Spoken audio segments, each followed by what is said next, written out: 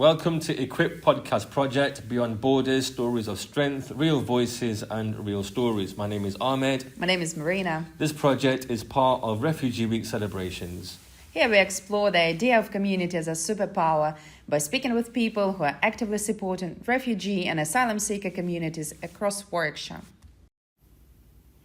We're honoured to welcome Abeda Vorajee, a true pillar of the community with over 45 years of voluntary service. She was awarded an MBE for her dedication and has made a lasting impact supporting migrant and Nepalese communities, elderly projects and much more. Starting as a school governor, she went on to found the Nuneaton Muslim Women's Group, creating vital spaces for empowerment.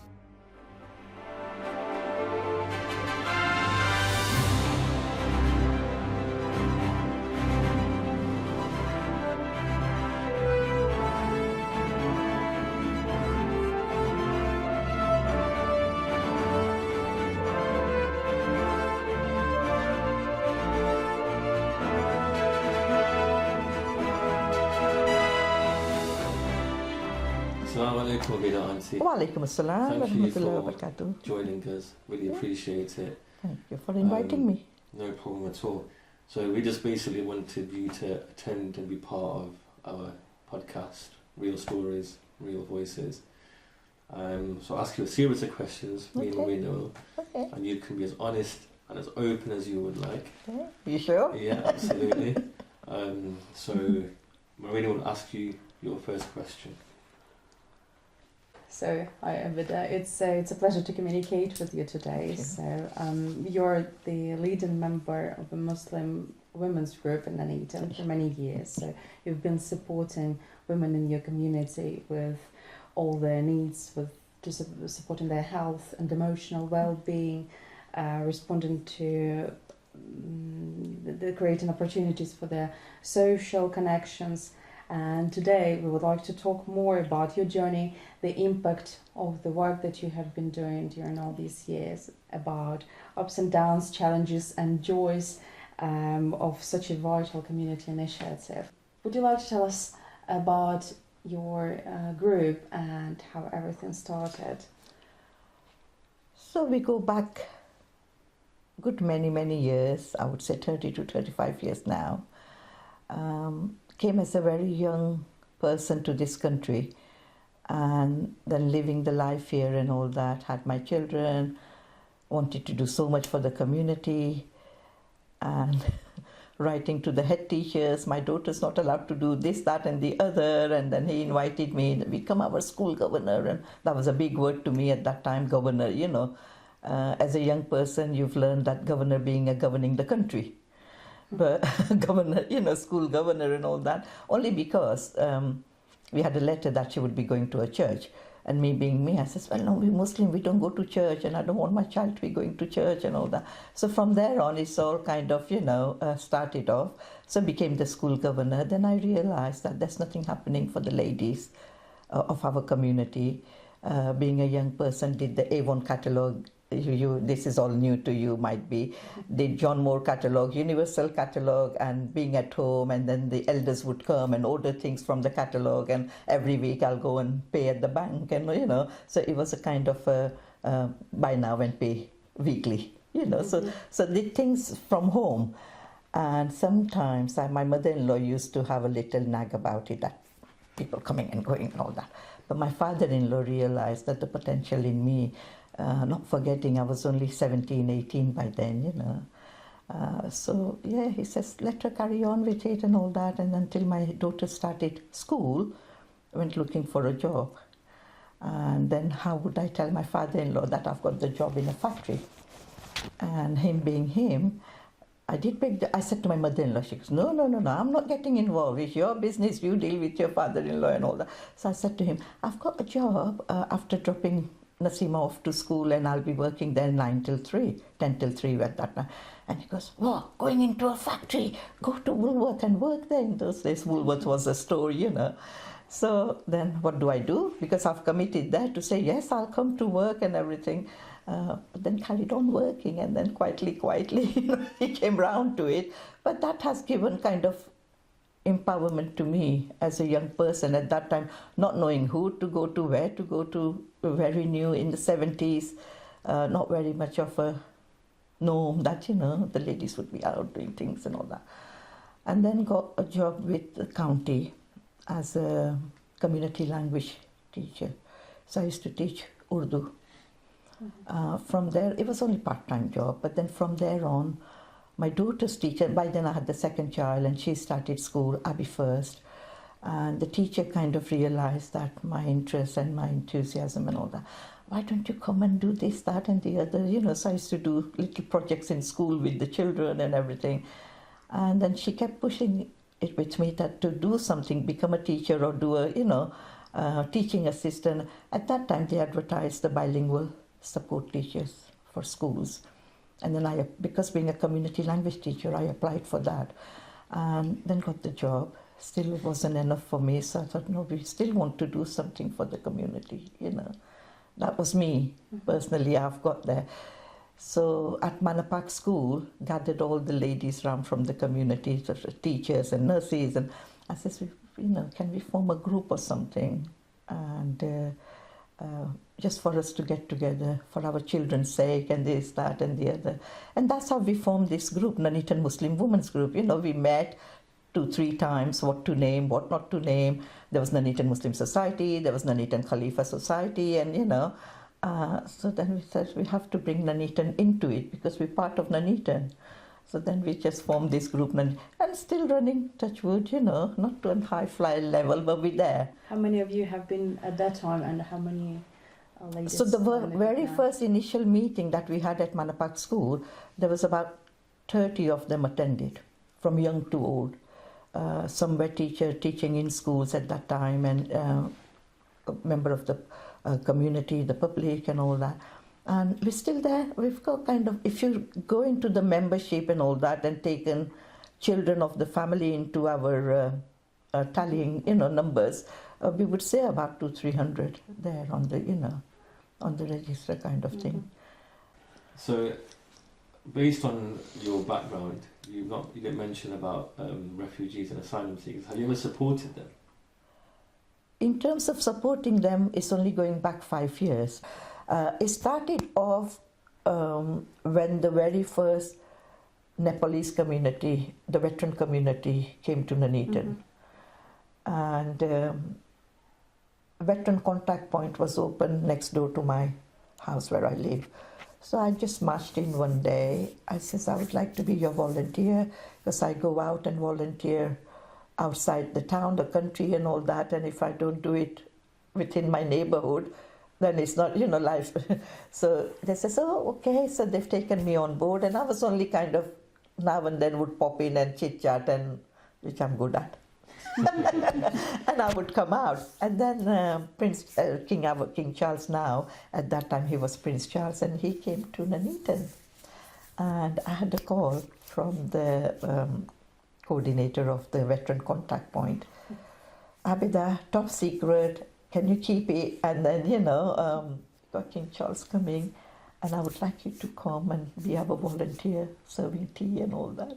I said to them, I said, I don't want any heavy jobs or anything. By that time, I was kind of retiring from work as well. I said, I'll just come and do the tea and all that, and I'll be happy. So that was an honor. I said, yeah, why not? So yeah, I had to keep it until the day, So yeah, so. And with the veteran contact point, then they started English classes for the Nepalese community. So late Don Jakes, our a counsellor, and Gurung, and this reverend who passed away, we're going to the funeral too. She came from Coventry to volunteer. There were other volunteers as well, Lynette and Val and all. So, we volunteered with the English classes. We bounced off one another and just a basic spoken English for them to understand their date of birth, for them to understand when they go to the doctors to ask for an appointment, or your name, your surname and first name and second, and all that kind of, it was new to the country, new to the system, so we were just having a laugh and banter and running those sessions for them. That carried on. Then came the Syrian community. Yeah. we just decided to have a session at the community centre on Edward Street one morning, once a week, and they would bring their letters and all that with them, school or council or phone or whatever, and then we just read it through with them or make phone calls for them and all that. So they used to come there and we just did that. That was a very traumatic personal experience for you. Was it that really influenced your further activities and your will to help others throughout your life, basically? Would you say you've got some superpowers to support your local community? No superpower, no. Nobody can have a superpower, but you have to have something within you to be doing that. And I think going through my childhood with all that, never had a bad time or bad days and all, but it has kind of given me more into. I feel as though I don't have enough hour in the day. Yeah. Even today, I left my husband saying, if you don't see me, don't worry, I'll be safe, but the food in the fridge, don't get panic. Because I've left 8 o'clock in the morning, 7:20 actually, did my taxi round, went to the mayor's parlour for the charity launch, have come to you, then going to the funeral, and then going for my x-ray, and then I'll be going home. So you can see, not having enough hour. This is a volunteer's diary. Absolutely. On the theme of superpower, Abeda, honestly, if your journey as a volunteer was a superhero story, what would your title be?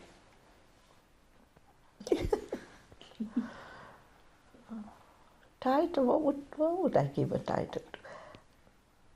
I don't think I have any title in mind. Okay. Be there. Be there. Be there. Okay, yeah, that's good enough. Because that's my status claims available 24/7. Yeah. So the police officers, they say, you are available 24/7 because we get emails from you 2 in the morning. So when I can't go to sleep, I'll be doing all my work and everything. So only yesterday we addressed it with this elderly lady. You know how our elders get older and then the family wants them to go and stay with them. Yeah. And she was explaining to me that why she just can't let go of her house. I said, you know what, I don't blame you. I understand you completely. I go to my daughters down in London, either for the weekend or long holiday or whatever. My habit is that during the night, I had my 2-3 hour nap, proper sleep, and then I'm up and about and doing things. So if I'm having any visitors next day, then I'll prepare something and then it's ready for me. Yeah. I'll do the washing machine. Even at work, my colleagues used to say, how can you do that in the middle of? I said, well, I just get up and I do it. So I said to her, I understand, because when I go down, my daughter says, Mom, I was hearing all that kutter that you're doing. Especially at night time when someone's making little noise, then it just sounds like, that someone's like the rat or something's running around, kutter, that's what she meant. I said to this elderly lady, I completely understand you, but God forbid if it comes to that, I will be thinking twice as well. Yeah. Am I ready to let go of my freedom? Kind of thing, isn't it? Yeah. So yes, be there. Well, you're always basically 24/7, as you said. Would you say there's you have some moment or some experience that you particularly remember that stayed with you, deep in your heart from all these years? Even though going through all that within my childhood and as an adult, I had a lovely life from the age of 16 when I arrived here and all that. I've not looked back. But the only time I felt something that I wish our imam or our scholars from my religious perspective given me some understanding of changing my name or being a married woman. You don't, within my religion, it quotes very clearly that I don't have to change my father's name. Which I never knew. And still so many young people still say that they don't get all this briefing from the learned scholars when you get married and all that, So by saying that, I mean, taken my husband's name and all that is not a bad thing for me, but I just felt for the first time when I was honoured with my MBE that I wish my dad's name was portraying somewhere there, you know. And that's something, because I think he realised the potential in me that, you know, and for him, still to this day, my mom always used to have a kind of a niggle fight with, why do you have to keep getting this newspaper? It's costing every month, you have to pay the bill. That's all monthly in those days. And he goes, no, she's enjoying it, she's reading it, and with her, the other two, my sister wasn't very keen academically, but my younger brother was. So then father was using that you know, she's enjoying it, she's reading it, and obviously it used to have the children's corner and this, that, and the other. So my father's kind of pushed behind it as well. And as I got married, my father-in-law, he played a big role in my life because, as I said to you, he realized that he said to me, what are you going to do in the factory? Go and work in town, go and work in Woolworth. That was the thing, you know. So yes, our elders, they were there, and obviously I was young, but they could see that, you know, where this child could go, even as a young person. And without that, I wouldn't be here today, you know. Yeah. So you have been supporting your community for so many years, for decades now. Yeah. So do you remember something particular from those years that you have been with your ladies? We feel as though, when I say we, as the Nuneaton Muslim Women's Group, when we formed our group, it was like a challenge, you know. Mm-hmm. It was like Nuneaton Muslim Society were saying, they're not representing us, you know. And then I used to stand up and say, I says, no, we're not representing you, we're representing ourselves, Nuneaton Muslim Women's Group, you know. Because I think it's because being Nuneaton Muslim Society, Nuneaton Khalifa Society, and they just felt, I says, we're doing it for our daughters, for our children, that they can be having fun and we can be having fun and we can do things together. So that's the battle we kind of came across in meetings, you know. And we used to say, no, we're representing our own group, because we did name the group by then, and we had our accounts going and everything. And then there was a big meeting in Leamington at one of the Gurudwara. I still remember the director of social services was David Mason, if I'm right with the name. But in that meeting, we don't know who, somebody stood up and questioned that, what made you come out of closet? Because it was a big thing for Warwickshire as well, you know. And Parveen, being our group secretary and all that, she stood up and she says, the reason we've come out of the closet because we want to do things for our young girls and for ourselves, and we want to be there for our community if there is a need and all that. And you know, those little comments kind of, it may have been recorded in the minutes of the meetings and all that, or not, we don't know. But yeah, when we meet even now, we still address all those little things, that where we were and where we are today, you know. I do organize coach trips for the community. You wouldn't believe me, come summer, they're all phoning me to say that, oh, are you organizing? Are you just to Skegness or to Bournemouth or somewhere by the sea, you know. One year, that year I must remember this, but one year I did a coach, then there were people asking for more, so second coach, the third coach, 7 coaches. And I was taking them, and oh my goodness, night before I panicked. I says, all these coaches going from Nuneaton, and apart from Nuneaton Muslim Women's Group, no one is aware of it. So overnight, I got my husband sitting down, and I'm not very good with computer and not savvy like that. So we typed all the contact names and emergency contact numbers, dropped it through. Yasin Ahmedabadi was the president of Nuneaton Muslim Society, the mosque, you know, dropped it through his letterbox with a letter addressing that this coach is leaving Nuneaton, all these coaches are leaving Nuneaton, and these are the members with emergency I said, God forbid, if something happens to any one of the coaches and all that, who did they contact then, you know? So then, I mean, GDPR and all that is, you know, we're talking about it now and everything, and in a way it's good as well, but in a way then sometimes you do have to share informations and all that when you're taking 7 coaches and, you know. So I says, at least he's got something there that it will come to Nuneaton because the whole Nuneaton community were going. So yeah, so all these little momentum moments that you kind of keep at the back of your memory, and you learn from it as well as you're progressing. So it's immediately I've said to him, well, I can't venture London because that's too far-fetched for me. If you're coming along, then we do it. So yes, some lovely memories there. Yeah. Did you enjoy the trip? They did more than me. I organized it, but they did. Even the coach company, you were very lucky because as it progressed, it was like coming to 3 days before we were departing, and another coach, and I believe in giving local businesses the